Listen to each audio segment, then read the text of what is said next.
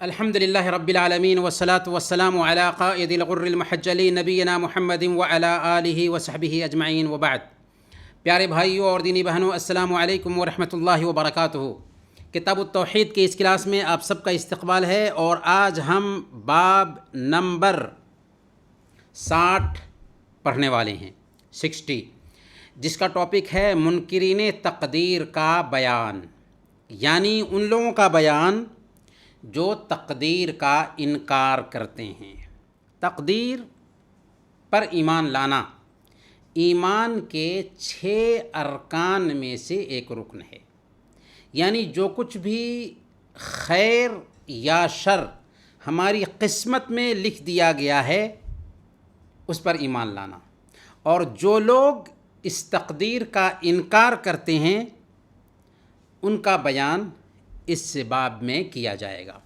اللہ کے نبی صلی اللہ علیہ وسلم نے بیان فرمایا، القدریۃ مجوس هذه الامہ، کہ قدریہ اس امت کے مجوسی ہیں۔ قدریہ کون ہیں؟ جو تقدیر کا انکار کرتے ہیں۔ ان مرضوا فلا تعودوہم، اگر وہ بیمار پڑیں تو ان کی عیادت مت کرو۔ وان ماتوا فلا تشہدوہم، اور اگر وہ مر جائیں تو ان کے جنازے میں شریک مت ہو۔ تو گویا کہ اس میں تقدیر کا انکار کرنے والوں کا بیان کیا جا رہا ہے۔ تقدیر کے 4 مراتب ہوتے ہیں، 4 درجات ہیں۔ سب سے پہلے علم، کہ اللہ تعالیٰ ہر چیز کو جانتا ہے۔ دوسرے نمبر پر کتابت، اللہ تعالیٰ نے ہر چیز کے بارے میں لکھ دیا۔ تیسرے نمبر پر مشیت، یعنی اللہ تعالیٰ کے ارادہ اور اس کی چاہت سے ہی دنیا میں ہر کام ہوتا ہے۔ اور چوتھے نمبر پر تخلیق، یعنی اللہ تعالیٰ ہی ہر چیز کا پیدا کرنے والا ہے۔ تو یہ تقدیر کے 4 مراتب ہوئے، علم، کتابت، مشیت اور تخلیق۔ حدیث میں اللہ کے نبی صلی اللہ علیہ وسلم نے ایمان کے ارکان کو بیان کرتے ہوئے کیا فرمایا؟ ان تؤمن باللہ وملائکتہ وکتبہ ورسلہ والیوم الآخر وبالقدر خیرہ وشرہ۔ اللہ پر ایمان لاؤ، فرشتوں پر ایمان لاؤ، کتابوں پر ایمان لاؤ، رسولوں پر ایمان لاؤ، آخرت کے دن پر ایمان لاؤ، اور اچھی بری تقدیر پر ایمان لاؤ۔ اچھی بری تقدیر، اللہ تعالیٰ نے جو اچھا ہمارے بارے میں لکھا ہے اس پر بھی ایمان لائیں، اور جو کچھ بھی برا مقدر کیا ہے اس پر بھی ایمان لائیں۔ البتہ اللہ تعالیٰ خیر کو بھی پیدا کرتا ہے، شر بھی پیدا کرتا ہے، لیکن شر کی نسبت، برائی کی نسبت اللہ کی طرف نہیں کی جا سکتی۔ کیوں؟ اس لیے کہ ظاہر میں انسان کے لیے اس کے اندر شر ہوتا ہے، ظاہر میں انسان کے لیے اس کے اندر برائی ہوتی ہے، لیکن اللہ تعالیٰ اس شر کے اندر بھی خیر ہی رکھے ہوا ہوتا ہے۔ اب مثال کے طور پر آج کے دن آپ کا کوئی حادثہ ہو گیا، آپ کے لیے وہ شر ہے، لیکن اللہ رب العالمین نے اس کے اندر خیر ہی رکھا ہوا تھا۔ آپ کے بیٹے کی وفات ہو گئی، آپ کے لیے وہ شر ہے، لیکن اللہ تعالیٰ نے اس کے اندر خیر ہی رکھا تھا۔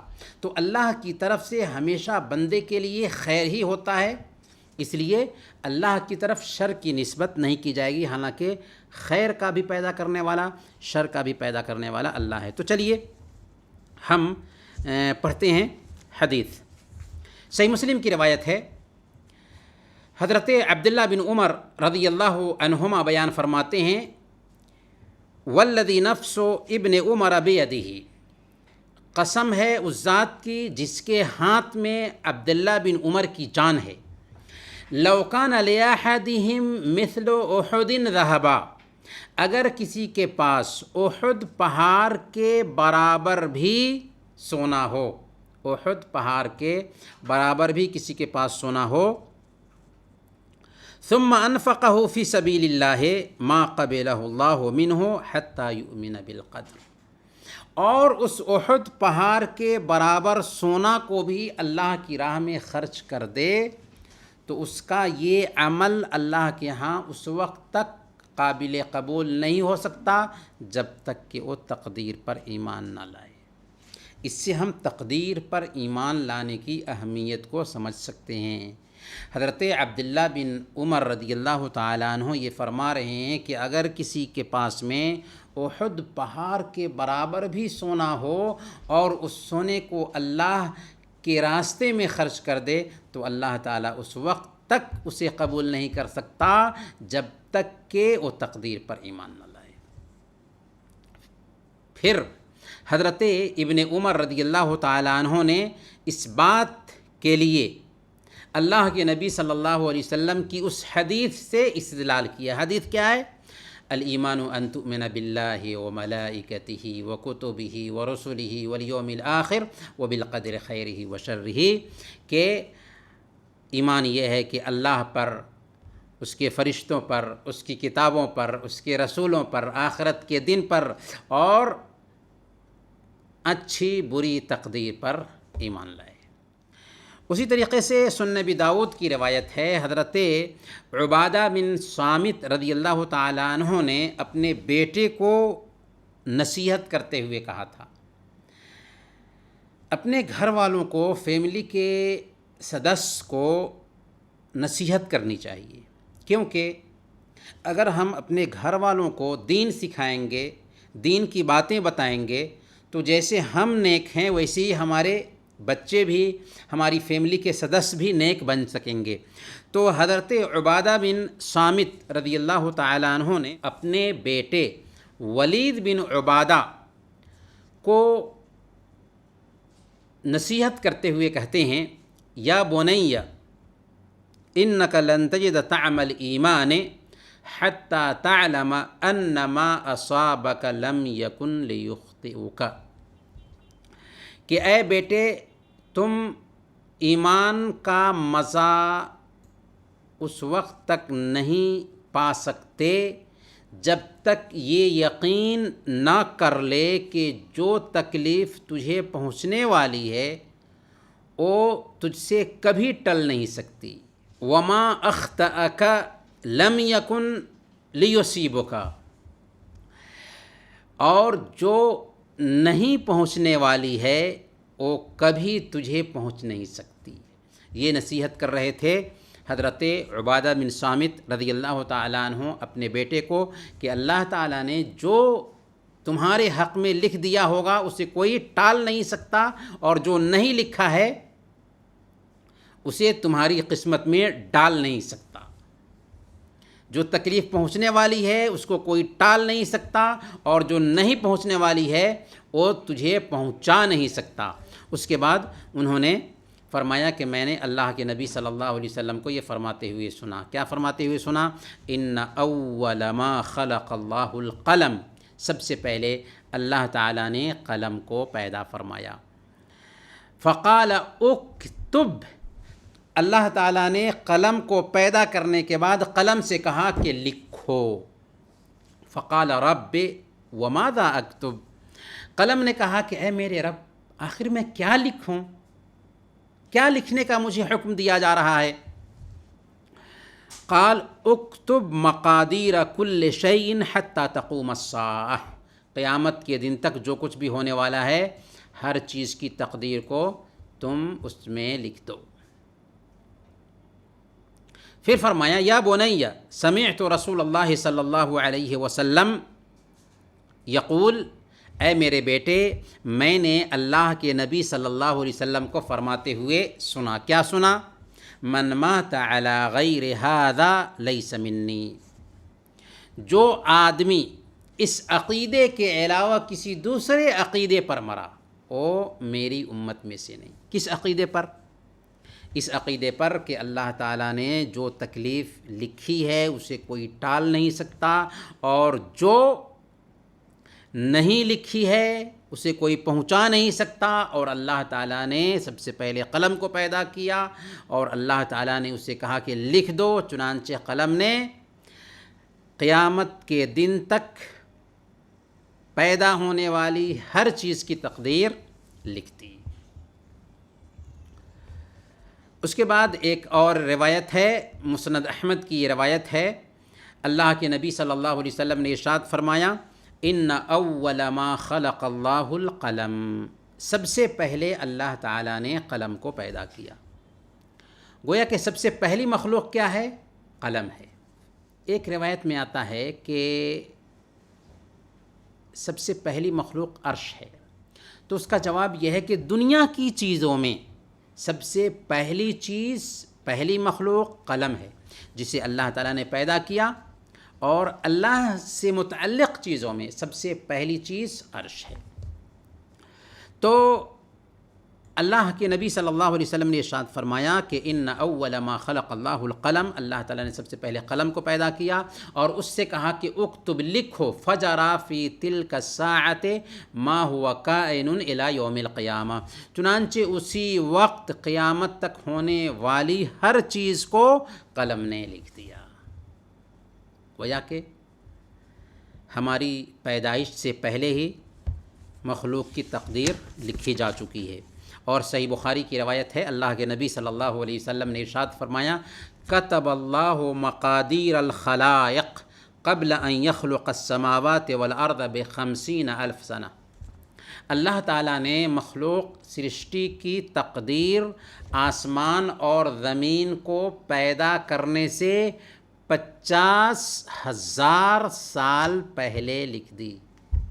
اس کے بعد ابن وہب کی ایک روایت میں آتا ہے کہ اللہ کے نبی صلی اللہ علیہ وسلم نے ارشاد فرمایا من لم یؤمن بالقدر خیرہ و شرہ احرقہ اللہ بالنار، کہ جو آدمی اچھی بری تقدیر پر ایمان نہیں لایا اللہ تعالیٰ اسے جہنم میں جلائے گا.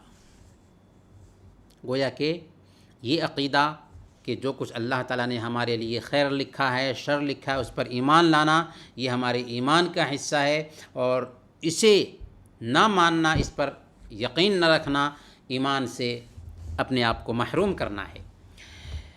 ابن دیلمی نے روایت کیا ہے، وہ کہتے ہیں کہ یہ مستدرک حاکم کی روایت ہے.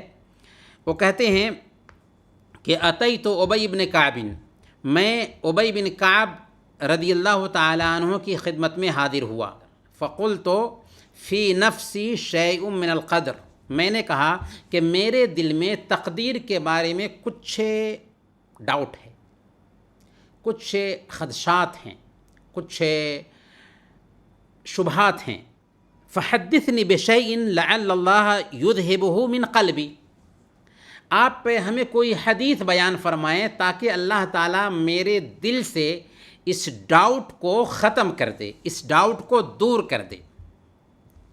تو حضرت ابی بن کعب رضی اللہ تعالیٰ عنہ نے ان سے فرمایا لو انفقت مثل احد ذهبا ما قبله اللہ منك حتى تؤمن بالقدر، کہ اے ابن دیلمی، اگر تم احد پہاڑ کے برابر بھی سونا خرچ کر دو تو تمہارا یہ عمل اللہ تعالیٰ قبول نہیں فرمائے گا جب تک کہ تم تقدیر پر ایمان نہ لاؤ.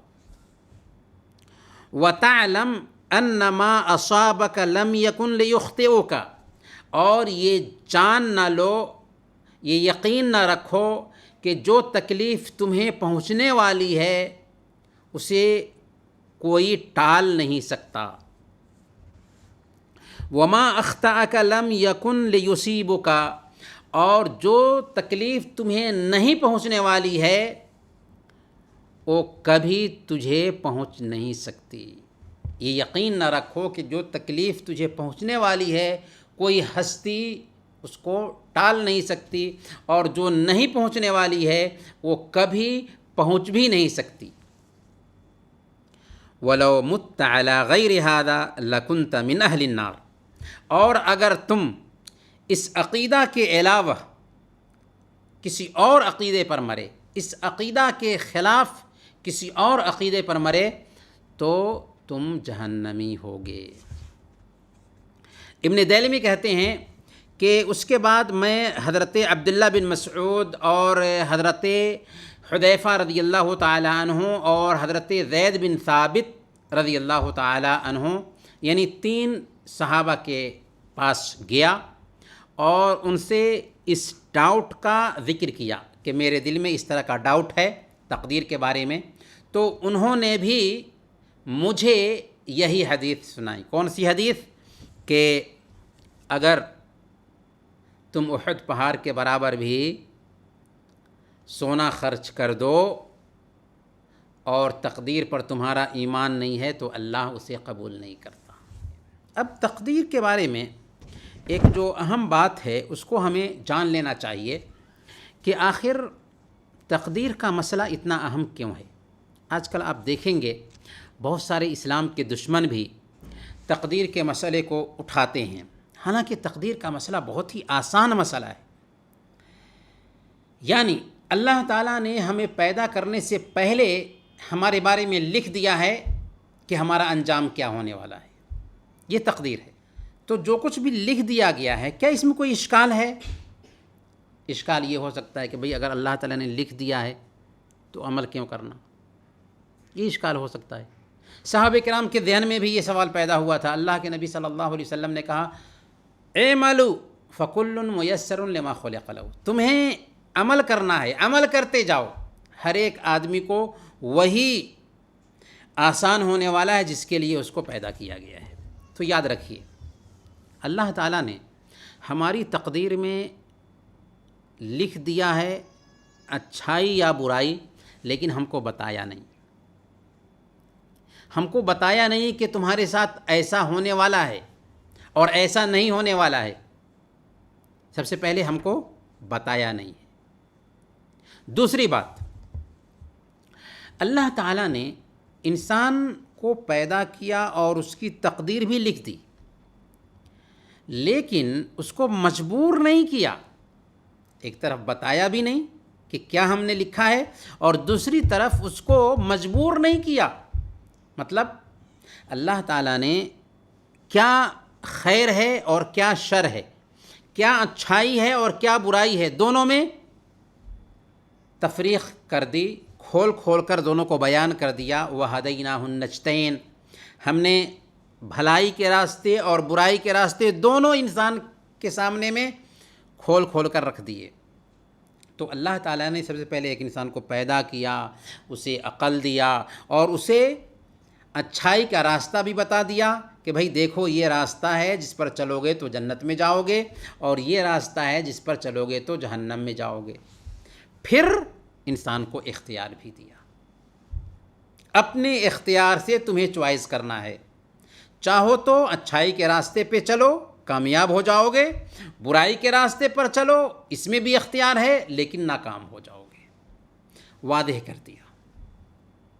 اب اگر کوئی آدمی برائی کے راستے کو اختیار کرتا ہے اپنی آزادی سے، اپنے اختیار سے، تو غلطی اس کی ہے یا ہمارے رب کی؟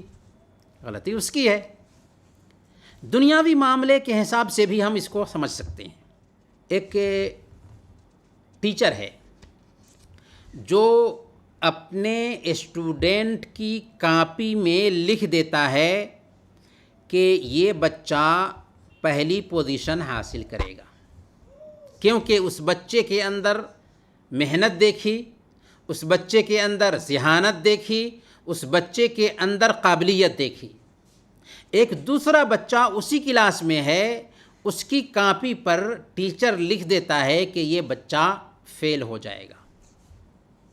اب آپ ہمیں جواب دیجئے کہ امتحان کا رزلٹ آنے کے بعد یہ بچہ جس کے رجسٹر پر، جس کی کاپی پر پہلا نمبر لانا لکھا تھا ٹیچر نے، اور یہ بچہ جس کی کاپی پر فیل ہونا لکھا تھا اور بالکل ویسے ہی ہوا، تو کیا بچے یہ کہہ سکتے ہیں کہ ٹیچر نے لکھ دیا تھا پہلی پوزیشن لانے کے بارے میں اس لیے یہ لایا، اور فلاں بچے کے بارے میں لکھ دیا تھا کہ فیل کر جائے گا اس لیے فیل ہو گیا؟ کیا بچے یہ عذر بیان کر سکتے ہیں؟ اور اگر کریں گے تو کیا یہ عذر قابل قبول ہوگا؟ نہیں. چونکہ استاذ کو تجربہ تھا، اپنے تجربہ کی بنیاد پر لکھا کہ یہ بچہ محنتی ہے اس لیے یہ پہلی پوزیشن لائے گا، اور یہ بچہ پڑھتا ہی نہیں اس لیے فیل ہو جائے گا. ایک دوسری مثال لیجیے. ایک انجینئر بلڈنگ بننے سے پہلے بلڈنگ کی مدت بتا دیتا ہے بلڈنگ میں کتنے اخراجات آئیں گے سب بتا دیتا ہے۔ اب سوال یہ ہے کہ ایک انجینئر کیسے بلڈنگ میں کتنا خرچہ آنے والا ہے اس کو پہلے ہی بتا دیا، کتنے دنوں تک بلڈنگ رہے گی وہ بتا دیا۔ کیسے بتا دیا؟ کیونکہ انجینئر کو تجربہ ہے، اس تجربے کی بنیاد پر اس نے یہ بات کہی ہے۔ گویا کہ تجربے کی بنیاد پر جب معمولی ایک انسان آنے والی چیزوں کے بارے میں بتا سکتا ہے تو ہمارا رب جس نے ہم کو پیدا کیا، جس نے پانی کے قطرہ سے ہم کو پیدا کیا، عقل دیا اور ہماری ایک ایک حرکت کو جانتا ہے، کیا وہ ہمارے بارے میں نہیں سمجھ سکتا ہے؟ اور اگر وہ ہمارے بارے میں نہیں سمجھے گا تو وہ تو ذات مکمل ذات نہیں ہوئی۔ تو کہنے کا مطلب یہ ہے کہ اللہ تعالیٰ نے ہم جو کرنے والے ہیں اس کو لکھ دیا ہے، لیکن ہمیں مجبور نہیں کیا۔ اگر ہمیں مجبور کر دیا ہوتا تو پھر اللہ تعالیٰ سزا کیوں دے گا؟ تو اللہ تعالیٰ نے مجبور نہیں کیا۔ اسی لیے عمر فاروق رضی اللہ تعالیٰ عنہ کے زمانہ میں ایک چور نے چوری کی، اس کو سزا دینے کے لیے لایا گیا تو اس نے کہا کہ امیر المؤمنین، میں نے چوری اللہ کی تقدیر سے کی تھی، یعنی اللہ تعالیٰ نے ہمارے لیے آج کے دن چوری کرنا لکھا تھا، اس لیے ہم نے چوری کی، تو مجھے سزا کیوں دی جا رہی ہے؟ تو عمر فاروق رضی اللہ تعالیٰ عنہ نے کہا کہ تمہارا آج کے دن ہاتھ کاٹا جانا بھی لکھا تھا، تو تم جیسے یہ عذر بیان کر رہے ہو کہ تقدیر کی بنیاد پر میں نے چوری کی، تو سن لو کہ تمہارا آج کے دن ہاتھ کاٹا جانا بھی لکھا تھا۔ تو کبھی بھی یہ عذر نہیں چلتا۔ ایک چور کو داروغہ کے پاس لایا گیا تو داروغہ جب اس کو سزا دینا چاہا تو اس نے کہا کہ میری قسمت میں تو چوری کرنا لکھا تھا۔ تو داروغہ نے اس کو کہا کہ دیکھو تمہارا سزا پانا بھی تمہاری قسمت میں لکھا تھا۔ برکیف کہنے کا مطلب یہ ہے کہ تقدیر کو حجت نہیں بنایا جا سکتا۔ تقدیر پر ایمان لانا ہمارے عقیدے کا ایک لازمی حصہ ہے، اس لیے ہم تقدیر پر ایمان لاتے ہیں۔ تو اس میں سب سے اہم بات یہی بتائی گئی ہے کہ تقدیر پر ایمان لانا ایمان کا حصہ ہے، لہذا تقدیر پر ایمان لانا ضروری ہے، اور جو آدمی تقدیر پر ایمان نہیں رکھتا وہ مسلمان نہیں ہے۔ انہی چند باتوں کے ساتھ آج کے اس درس کو ہم ختم کرتے ہیں۔ وصلی اللہ علی نبینا محمد وعلی آلہ وصحبہ اجمعین۔ آپ کے پاس اگر